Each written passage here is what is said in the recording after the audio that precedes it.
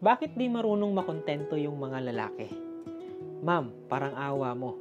Isang tao, dalawang tao, tatlong tao lang yung, apat na tao lang yung nagloko sa'yo na hindi marunong makontento. At yung apat na tao na yun is puro lalaki. Pero ma'am, ni ka 1/4, ni katiting, 8 point something billion ng tao sa mundo. Kaya please lang, huwag niyong i-generalize na kapag lalaki manluloko.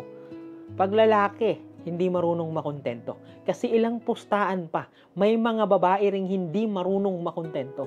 Because pagiging makontento or hindi makontento, vice versa yan. Wala sa pagiging lalaki, wala rin sa pagiging babae, nasa pagkatao yan.